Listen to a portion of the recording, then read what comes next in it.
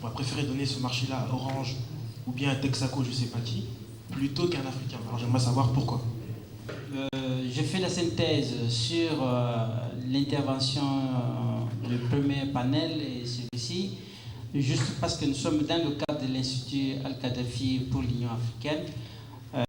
Et puis, en tant qu'intellectuels crème de ce continent-là, nous ne pouvons pas seulement nous mettre à nous plaindre sur ce qui se passe sans qu'on en propose des solutions. Depuis ce matin, quand le professeur Miloud a évoqué un tout petit peu notre part de responsabilité, quant au professeur Magouara, quand il a parlé du problème du tribunal international de l'Haye, c'est un rapport de force qui fait que toutes ces conventions qui ont été signées, que ce soit la convention de Genève ou de Rome, c'est une convention de vainqueurs. Ce sont des lois imposées par les vainqueurs. Moi, ma question est de savoir, que ce soit le problème d'immigration que le professeur Batoune a évoqué, mon problème c'est de savoir très honnêtement quelle est la part de responsabilité des responsables africains dans le cadre de l'Union africaine. Parce que quand les différents facteurs que le professeur Batoune a évoqués, il y a le problème d'abord de répartition des richesses qui restent à un certain niveau.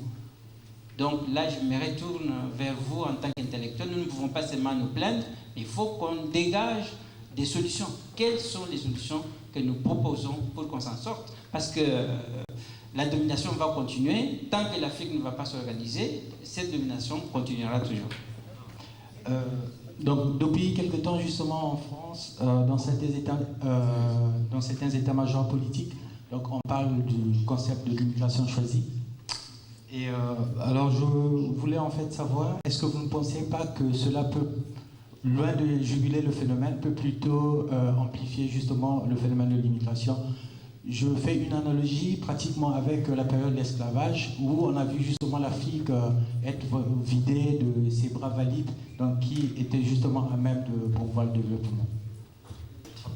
في الواقع نحن نعيش حالة من عدم معرفة حتى تجارب أو برامج بعضنا البعض.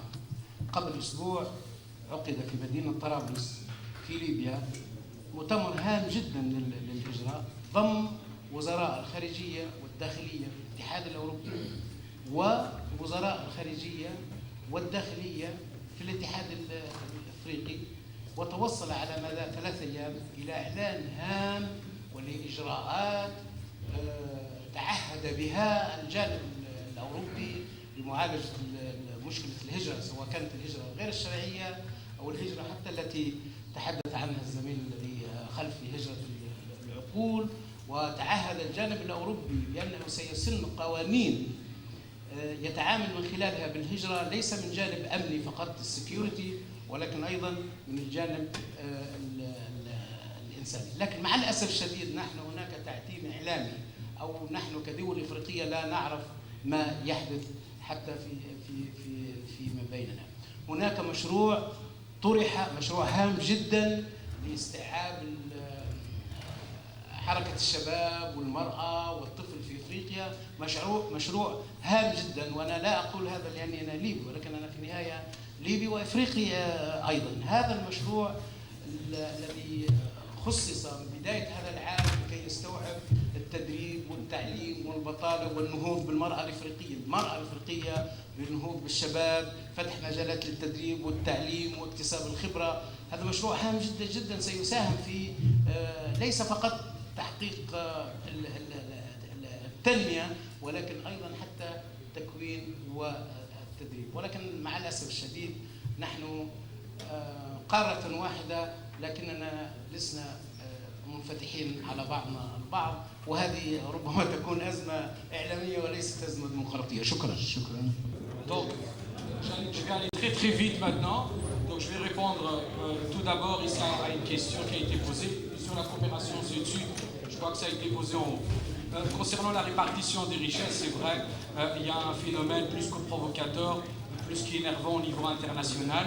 Il ne faut pas oublier que maintenant, les dernières statistiques du PNUD sur ce domaine-là, on constate que 80% de la population mondiale détiennent à peine 17% de la richesse et que à peine, je veux dire, 16, quelque chose à peu près, 16% de la population mondiale détient 84% des richesses. Donc, je veux dire, c'est plus que de la provocation. Donc, le phénomène d'immigration dans ce contexte-là est inévitable.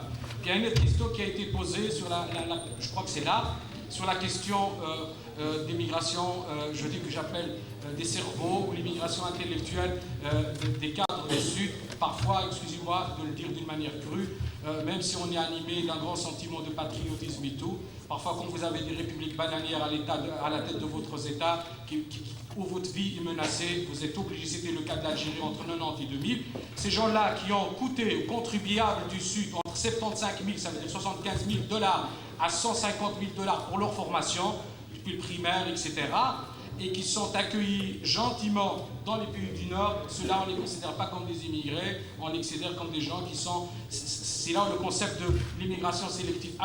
Depuis 2002 jusqu'à 2005, si M. Prince sont bons, l'Allemagne a délivré 30 000 visas pour des informaticiens indiens et pakistanais. Donc c'est une bonne chose pour l'Allemagne, mais ce phénomène va provoquer ce qu'on appelle le décervellement de ces sociétés. Donc avec toutes les conséquences, pas uniquement conséquences du développement économique, mais surtout les encadrements sociaux. Vous avez un cadre ou des cadres qui vivent, qui sont des animateurs dans un univers culturel, dans des universités, ce sont des références nationales, ce sont des wagons, des locomotives qui peuvent tirer toute une nation.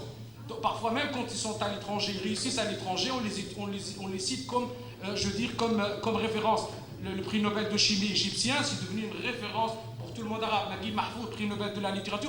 Vous imaginez si tous nos cadres restent chez nous, ils arrivent à décrocher tous ces prix Nobel, tous ces grands prix internationaux, c'est une référence, c'est une assurance psychologique. Mais malheureusement, souvent, le chimiste égyptien qui a eu le prix Nobel, il n'a d'égyptien que de culture, mais sa nationalité est américaine. Et puis, le Pakistanais qui a eu le prix Nobel de physique, la même chose, il n'a de Pakistanais dans la tête de l'Occident que sa culture, mais il a été formé dans les universités américaines. Et c'est là où il a pu décrocher son prix Nobel de physique. Et je pense citer des cas et des cas. Mais c'est un décervellement total, c'est une catastrophe au vrai sens large du terme, c'est une apocalypse pour notre culture, pour notre épanouissement, tout. Et là, je trouve que c'est là où l'élément de la bonne gouvernance doit intervenir. Pour la coopération Sud-Sud, je crois que ce n'est pas les tentatives qui ont manqué au sein des pays du Sud. Je peux citer le cas du Grand Maghreb arabe, et je vous assure, je peux déplorer quelques facteurs internes qui ont abouti à son échec. Moi, je vous assure que la France a veillé au grain à ce que cette union du Maghreb arabe ne puisse pas, parce que vous avez deux États qui détiennent quand même, qui représentent l'approvisionnement principal du gaz et du pétrole de l'Europe. On ne peut pas les laisser fixer leur prix de l'autre côté de la rive, mais plutôt les prix doivent se fixer de l'autre côté nord de la rive. Ça, c'est un premier élément. On a aussi les non-alignés, on a le groupe des 77, et je pense citer au niveau international pas mal de tentatives qui ont été faites par les peuples en poussant leur régime à réaliser justement cette coopération Sud-Sud. وبالتالي ننهي هذه الجلسة لكي نعود بعد ساعة تقريبا أو أقل من ساعة لمواصلة العمل في هذه الندوة. طيب شكرا للجميع، شكرا للسادة المشاركين، الأستاذ محمد عطوي والأستاذ عبد الجليل الهيدلو.